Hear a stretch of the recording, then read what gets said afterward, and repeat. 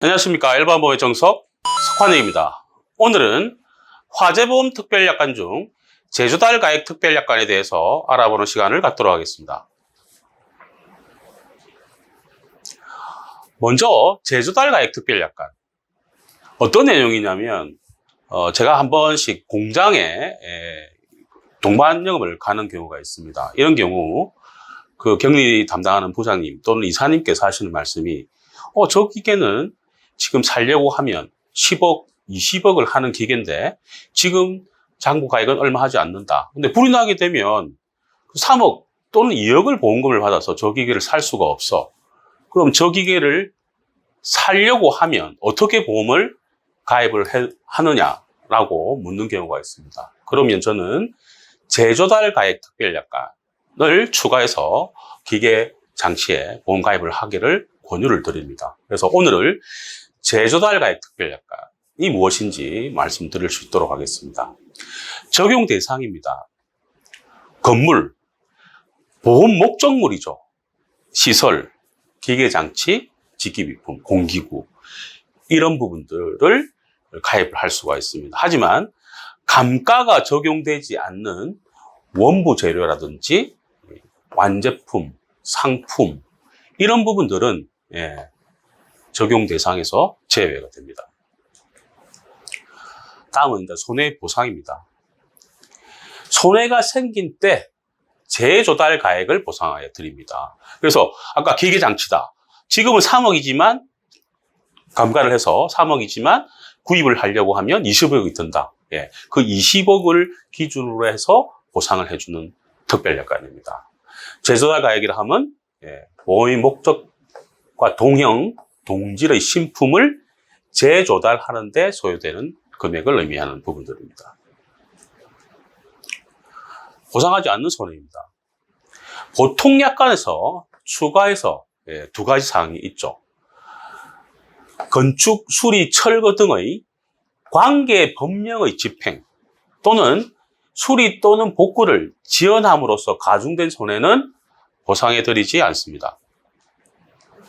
그리고 지급보험금 계산 방식입니다.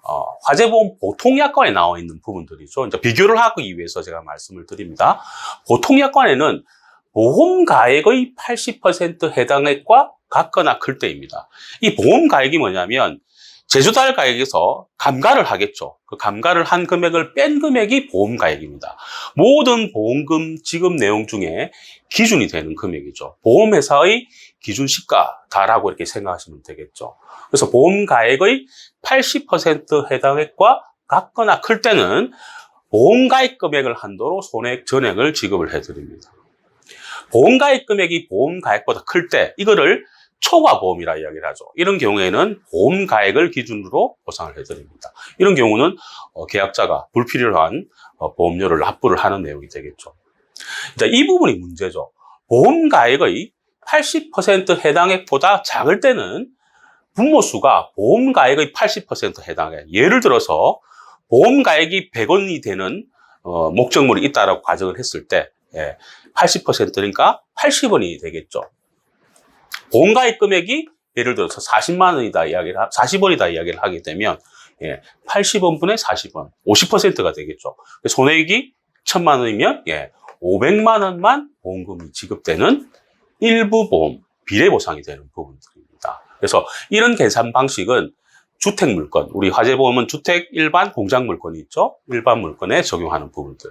그리고 공장물건과 재고자산, 아까 우리 적용 대상에서 제외되는 재고자산인 경우에는 이 분모수가 80이 아니고 100%가 되는 부분들입니다. 기억을 하시고요. 다음은 제조달 가액 특별약관의 지급보험금 계산 방식입니다. 제조달 가액 80% 해당액과 같거나 클 때 재조달 가액 기준 손해액 전액을 지급을 하더라. 아까 기계 20억짜리인데 지금은 감가를 해서 3억이다. 그러면 이 특약을 가입을 하게 되면 20억을 받을 수가 있다는 부분들이죠. 손해액 전액을 받을 수다. 기계를 새로 사는 내용으로 손해액을 받을 수가 있더라는 부분들. 그리고 80% 해당액보다 작을 때는 제조달 가액 20억이 되는 부분들이죠. 보험가액 금액이 예를 들어 3억이면 3억에 대한 비율로 해서 제조달 가액 기준 손해액으로 지급을 해드리는 부분들입니다. 다음에 세부 내용이죠. 계산 내용에 보험가입 금액은 제조달 가입의 80%를 상해서 꼭 가입을 해야 되는 부분들입니다. 그리고 보험가입 금액, 재산의 전부 또는 일부의 재조달 가액, 그리고 수리 또는 복구에 실제로 소요된 금액, 세 개 중에 최저액을 보험회사에서는 보상 책임액을 넘지 않도록 한다는 부분들입니다. 그리고 실제로 수리 또는 복구되지 않을 경우에는 앞서 말씀드린 내용처럼 지급보험금 계산 방식이 보험가액으로 계산된 내용으로 보험금을 지급하겠다는 부분들입니다. 그리고 180 이내의 수리 또는 복구 의사를 보험회사에 서면으로 통지해야 되는 부분들이고, 통지하지 않으면 추가 보험금 청구권은 상실이 되어버리는 부분들입니다.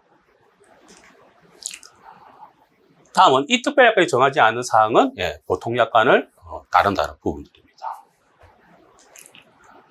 마지막으로 제조달 가액 특별약관은 소멸성 보험에만 있는 특별약관이죠. 요즘은 보험회사별로 이런 특약들을 장기보험에도 만드는 경우도 있습니다.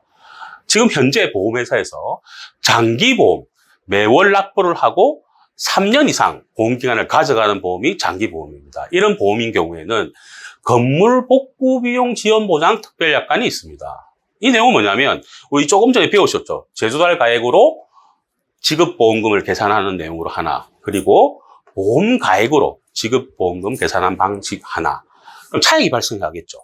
그 차액을 보상하는 재조달 차액을 가액금액 한도 내에서 보상하는 게 건물 복구 비용 지원 보장 특별약관입니다. 그러니까 보험가액은 감가를 해서 조금 현실성 없이 보험금을 지급하는 부분들이지만, 건물 복구 비용 지원 보장은 그걸 초과해서 이득 금지의 원칙이 적용이 되지 않습니까? 재물보험은 그걸 초과해서 보상을 받는 부분들이 이 특별약관, 장기보험에 있는 특별약관입니다.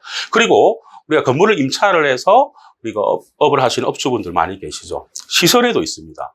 시설 수리 비용 보장 특별약관이 있습니다. 시설 같은 경우는 건물보다 훨씬 더 많이 감가가 되는 부분들입니다. 10%, 15%, 많게는 25%까지 1년에 감가가 되죠. 그런 부분들도 현실성 있게 보상금을 지원받을 수 있는 부분들이 시설 수리 비용 지원 보장 특별약관입니다. 지금 장기보험으로 화재보험을 가입하고 계시는 업주분들께서는 내 증권에 이런 특별약관이 붙어 있는지 꼭 확인을 해보셔야 되는 부분들입니다. 오늘은 제조달 가액 특별약관에 대해서 구체적으로 알아보는 시간을 가졌습니다. 다음 시간은 유리손해 특별약관에 대해서 구체적으로 알아보는 시간을 가지도록 하겠습니다. 일반보험 무엇이든 물어보십시오.